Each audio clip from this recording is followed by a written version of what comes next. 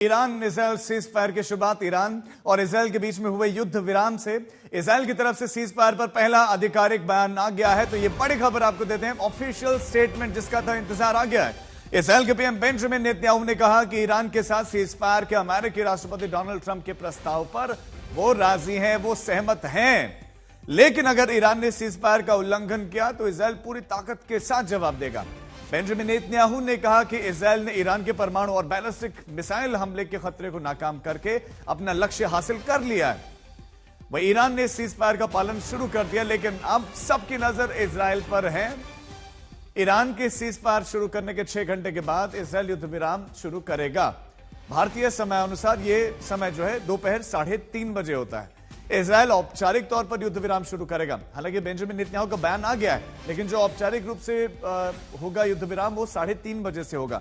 इससे पहले ही इसराइल अपने हमले रोक भी चुका है। इसराइल की ओर से किसी नए हमले की अभी तक कोई खबर भी नहीं है। बेंजामिन नेतन्याहू कह चुके हैं कि युद्ध विराम हम अमेरिकी प्रस्ताव को स्वीकार कर रहे हैं, लेकिन ईरान अगर कुछ हरकत करता है तो पलटवार होगा।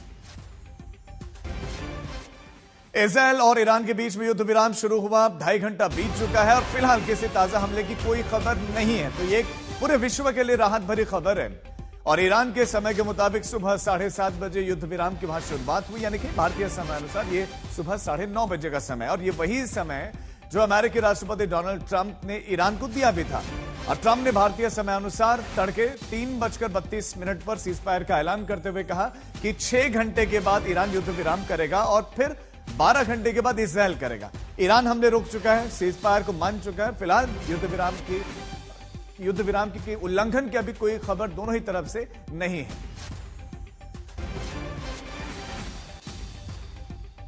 और तेल अवीव से इस समय हमारे साथ शिवानी शर्मा हमारी संवाददाता जुड़ गए हैं। शिवानी, खबरें तो कुछ पॉजिटिव आ रही हैं, लेकिन आप बताएं इसराइल क्या इस संघर्ष विराम को मानेगा? नेतन्याहू तो कह रहे हैं। देखिए, जो आधिकारिक बयान है उसका इंतजार है, लेकिन ये जो इजरायली मीडिया की तरफ से बयान आ रहे हैं कि प्रधानमंत्री नेतन्याहू ये कह रहे हैं कि इजराइल ने पूरी तरह से अपना जो गोल था वो अचीव किया है। गोल क्या था कि जो परमाणु संयंत्र है उनको डिग्रेड करना है ईरान के भीतर।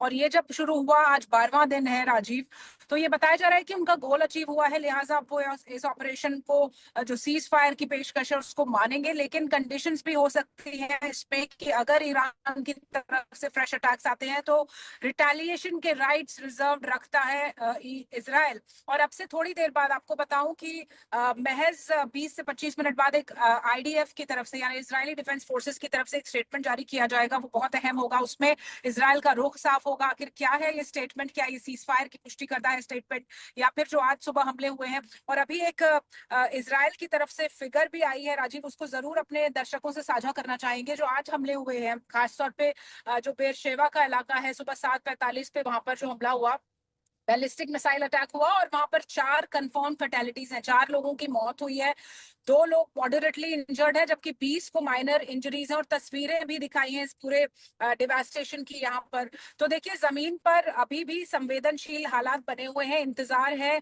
कुछ और वक्त का जब स्टेटमेंट्स आधिकारिक तौर पर आते हैं। और होम फ्रंट कमांड जो है, खास तौर पर उसने अपने इंस्ट्रक्शंस में कोई बदलाव नहीं किया है। जो सुरक्षा के लिहाज से जो लोग हैं इसराइल के, उनको जो हिदायतें पहले दी गई थी उन हिदायतों को अभी वापस नहीं लिया गया है। ये कहा गया है कि आप अपने प्रोटेक्टेड जोन्स में रहेंगे, आप बाहर नहीं निकलेंगे जब तक कि पूरी स्थिति क्लियर नहीं हो जाती। असेसमेंट्स चल रहे हैं राजीव इस वक्त ग्राउंड पर। और ईरान पर कितना भरोसा करेगा इजराइल, क्योंकि कल जब सीज फायर की खबर आई उसके बाद से हमले तेज हुए। तो अभी देखना पड़ेगा कि आगे आने वाले कुछ घंटे इजराइल के लिए कैसे रहते हैं। ठीक है शिवानी, आप नजर बनाए रखें। अपडेट्स के लिए आपके पास लौटते हैं।